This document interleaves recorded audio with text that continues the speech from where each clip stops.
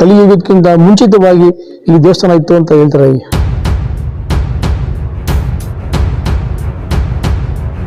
ಇದು ಸಾವಿರಾರು ವರ್ಷಗಳಲ್ಲಿ ಇರೋದು.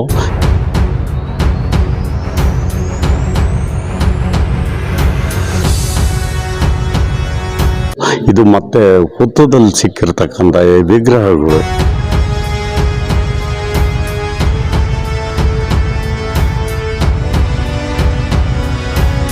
ಇದು ಪೌರಾಣಿಕ ಮತ್ತು ಐತಿಹಾಸಿಕ ಎರಡೂ ಹಿನ್ನೆಲೆ ಇರತಕ್ಕಂಥ ಕ್ಷೇತ್ರ.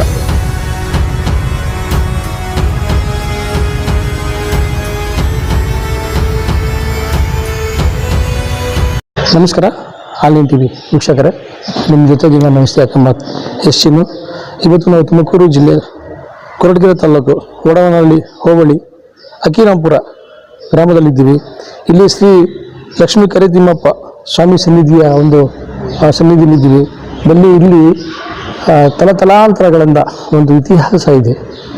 ಇಲ್ಲಿ ಏನೋ ಕಲಿಯುಗ ಆರಂಭ ಆಗೋದಕ್ಕಿಂತ ಮುಂಚಿತವಾಗಿ ಈ ದೇವಸ್ಥಾನ ಇದೆ ಅಂತ ಕೇಳಿ ಬರ್ತಾ ಇದೆ.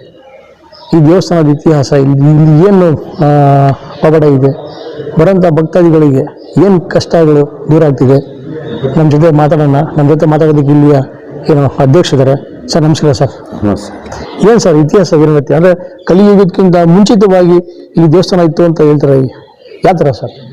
ಇದು ಪುರಾತನವಾದ ಕಲಿಯುಗದಕ್ಕಿಂತ ಮುಂಚೆ ಈ ದೇವಸ್ಥಾನ ಇರತಕ್ಕಂಥದ್ದು. ಇದು ಸಾವಿರಾರು ವರ್ಷಗಳಲ್ಲಿ ಇರೋದು. ಇದು ಮತ್ತೆ ಹುತ್ತದಲ್ಲಿ ಸಿಕ್ಕಿರ್ತಕ್ಕಂಥ ವಿಗ್ರಹಗಳು ಎರಡು ಲಕ್ಷ್ಮಿ ಮತ್ತು ವಿಶೇಷ ಏನಂದರೆ ಬಲಭಾಗದಲ್ಲಿದ್ದಾಳೆ ಲಕ್ಷ್ಮಿ. ಎಲ್ಲ ಕಡೆ ಎಡಭಾಗದಲ್ಲಿದೆ, ಇದು ಬಲಭಾಗದಲ್ಲಿದೆ. ಇದು ಪೌರಾಣಿಕ ಮತ್ತು ಐತಿಹಾಸಿಕ ಎರಡೂ ಹಿನ್ನೆಲೆ ಇರತಕ್ಕಂಥ ಕ್ಷೇತ್ರ. ಕೆಲವು ಕ್ಷೇತ್ರಗಳಲ್ಲಿ ಪೌರಾಣಿಕ ಇರುತ್ತೆ, ಕೆಲವು ಕ್ಷೇತ್ರದಲ್ಲಿ ಐತಿಹಾಸಿಕ ಇರುತ್ತೆ. ಆದರೆ ಅಕ್ಕಿರಾಂಪುರ ಕ್ಷೇತ್ರದಲ್ಲಿ ಪೌರಾಣಿಕ, ಐತಿಹಾಸಿಕ ಮತ್ತು ಭೌಗೋಳಿಕ ಹಿನ್ನೆಲೆ ಮೂರೂ ಇದೆ. ಪೌರಾಣಿಕ ಹಿನ್ನೆಲೆ ಅಂದರೆ ಕಲಿಯುಗ ಪ್ರಾರಂಭ ಆಗಲಿಕ್ಕೂ ಮುಂಚೆ ಭೃಗುಮುನಿಗಳ ಹೆಂಡತಿ ದಾನವರಿಗೆ ಸಪೋರ್ಟ್ ಮಾಡಿದ್ರು ಅಂತ ಹೇಳ್ಬಿಟ್ಟು ಮಹಾವಿಷ್ಣುವಿನ ಶಾಪ ಆಗುತ್ತೆ. ಅದು ಶಾಪ ವಿಮೋಚನೆಯಿಂದ ಅದು ಆನೆ ಆಗಿದ್ದು ಶಾಪ ವಿಮೋಚನೆ ಆಗಿ ಇದು ಮಾಡಿದೆ. ಸಾವಿರಾರು ಜನ ಭಕ್ತಾದಿಗಳು ಬಂದು ಅವ್ರ ಕಷ್ಟ ಸುಖಗಳನ್ನ ಹೇಳಿಕೊಂಡು ಅವ್ರ ಕಷ್ಟ ಪರಿಹಾರ ಆಗ್ತಾ ಇದೆ. ಅಂದರೆ ಅಧ್ಯಕ್ಷರೇ, ಇಲ್ಲಿ ಕಲಿಯುಗಕ್ಕಿಂತ ಮುಂಚಿತವಾಗಿ ದೇವಸ್ಥಾನದಲ್ಲಿ ಹೊತ್ತುಗಳು ಸಿಕ್ಕಿದ್ದಕ್ಕಂಥ ಲಕ್ಷ್ಮೀ ದೇವಸ್ಥಾನ. ಹೌದು, ಆಕೆ ಬಂದು ಇಲ್ಲಿ ನೆಲೆಸಿ ಪೂಜೆ ಮಾಡಿದ ಮೇಲೆ ಶಾಪ ವಿಮೋಚನೆ ಆಗುತ್ತೆ. ಭೃಗುಮುನಿಗಳು ತಮ್ಮ ಶಿಷ್ಯನಾದ ಮೌನಭಾರ್ಗವರನ್ನು ಕರೆದು ಇಲ್ಲಿ ನೀನು ದೇವರನ್ನ ಪೂಜೆ ಮಾಡ್ತಾ ಇರು ಅಂತ ಹೇಳಿಬಿಟ್ಟು ಹೋಗ್ತಾರೆ.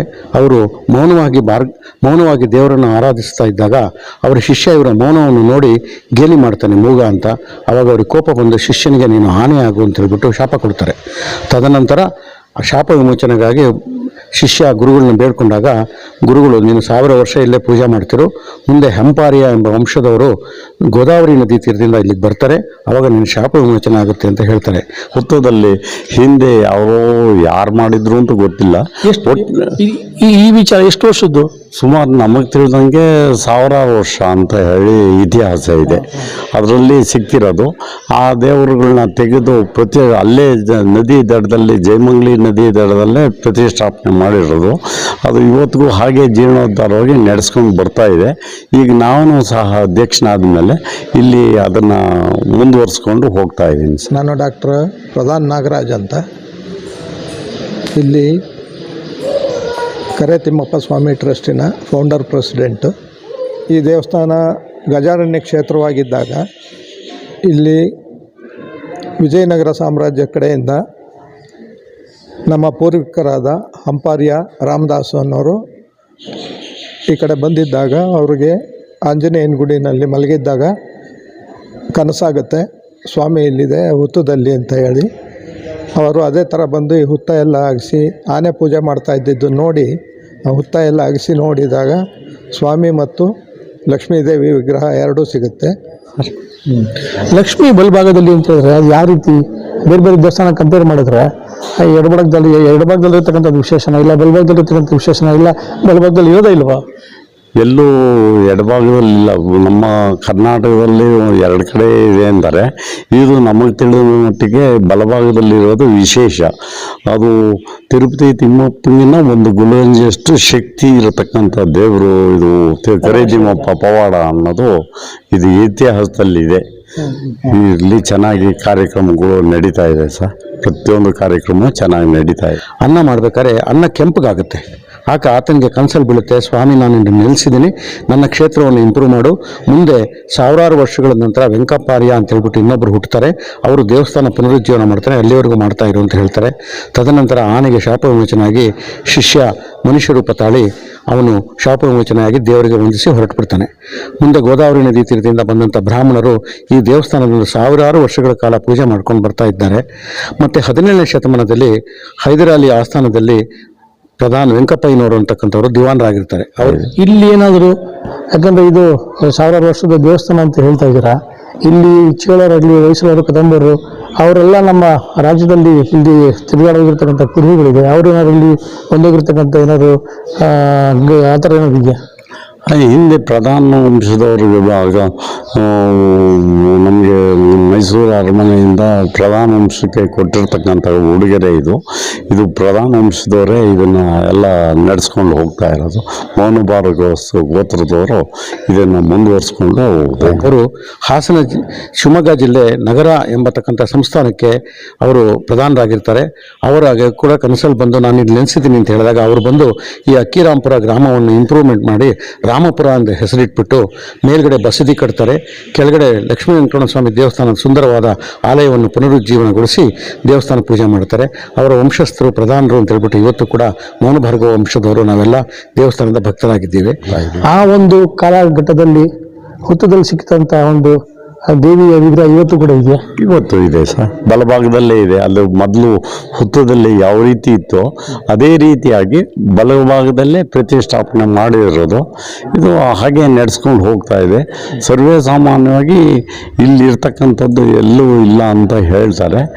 ಅಂದರೆ ಭಾಳ ಪ್ರಸಿದ್ಧಿಯಾಗಿ ಒಂದು ಐತಿಹಾಸಿಕ ಹಿನ್ನೆಲೆ ಅಂದರೆ 17ನೇ ಶತಮಾನದಲ್ಲಿ ಟಿಪ್ಪು ಸುಲ್ತಾನಗಿನ್ನ ಮುಂಚೆ ಹೈದರಾಲಿ ಕಾಲದಲ್ಲಿ ದೇವಸ್ಥಾನ ಪುನರುಜ್ಜೀವನಗೊಳಿಸಿ ದೇವಸ್ಥಾನಕ್ಕೆ ತದ್ದಿದಾನಗಳನ್ನು ಕೊಟ್ಟು ಪ್ರತಿ ವರ್ಷ ವೈಶಾಖ ಮಾಸದ ಹುಣ್ಣಿಮೆಯ ದಿವಸ, ಬುದ್ಧ ಪೂರ್ಣಿಮೆಯ ದಿವಸ ಇಲ್ಲಿ ದೇವರಿಗೆ ರಥೋತ್ಸವ ಆಗುತ್ತೆ, ವಸಂತೋತ್ಸವ ಆಗುತ್ತೆ. 8 ದಿನಗಳ ಕಾಲ ಇಲ್ಲಿ ಸೇವೆ ನಡೆಯುತ್ತೆ. ವೈಕುಂಠ ಏಕಾದಶಿ ಕಾಲದಲ್ಲಿ ಕೂಡ ಸ್ವಾಮಿಗೆ ವಿಶೇಷವಾದ ಸೇವೆ ನಡೆಯುತ್ತೆ. ಮತ್ತು ಶ್ರಾವಣ ಮಾಸದಲ್ಲಿ ಶನಿವಾರ ದಿವಸ ವಿಶೇಷವಾದ ಸೇವೆಗಳು ನಡೆಯುತ್ತೆ. ಈ ಎಲ್ಲ ಸೇವೆಗಳು ಕೂಡ ನಡೆದಿರೋದ್ರಿಂದ ಇದು ಐತಿಹಾಸಿಕ ಹಿನ್ನೆಲೆ ಇದೆ.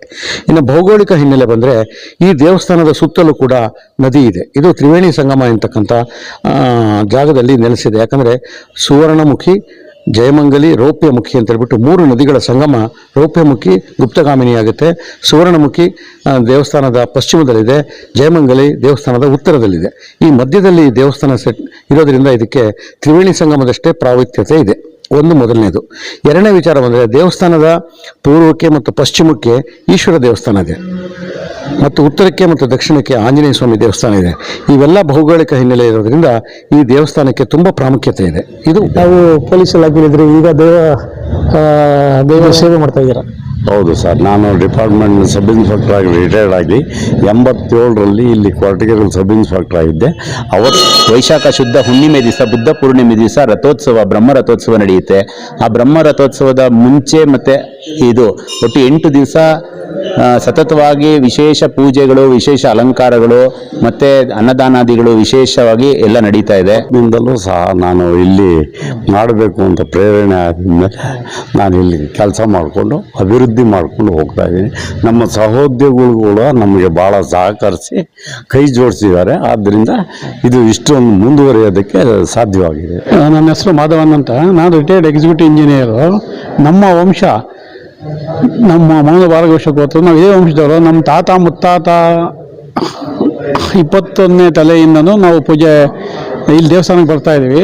ಈ ದೇವಸ್ಥಾನ 1200 ವರ್ಷದ ಹಿಂದೆ ಪ್ರತಿಷ್ಠಾಪನೆ ಆಗಿದೆ ಅಂತ ತಿಳಿದು ಬಂತು. ಏನಿದು ಆನ್ಲೈನ್ ಟಿವಿ ವೀಕ್ಷಕರೇ, ಲಕ್ಷ್ಮೀ ಕರಿಯಪ್ಪ ಸ್ವಾಮಿ ದೇವಸ್ಥಾನ ಇದು. ಇಲ್ಲಿ ಸಾವಿರಾರು ವರ್ಷಗಳ ಇತಿಹಾಸ ಇದೆ.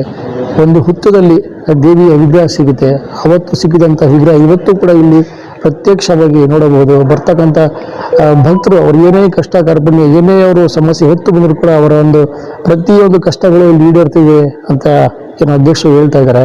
ಇದು ಹೇಳಿ ಕೇಳಿ ಸಾವಿರಾರು ವರ್ಷ ಇತಿಹಾಸ ಇರ್ತಕ್ಕಂಥ ಒಂದು ದೇವಸ್ಥಾನ. ಜೊತೆಗೇನು ಕಲಿಯುಗ ಆರಂಭ ಆಗೋಕ್ಕಿಂತ ಮುಂಚಿತವಾಗಿ ಈ ದೇವಸ್ಥಾನ ಇಲ್ಲಿ ನಿಲ್ಲಿಸಿತ್ತು ಅಂತ ಹೇಳ್ತಾ ಇದ್ದಾರೆ.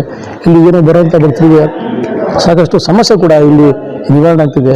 ತಮಗೆ ಆನ್ಲೈನ್ ಟಿವಿ ಇದು ನೈಜ ಅವರಿಂದ ಬಂಡಾರ. ನಮಸ್ಕಾರ.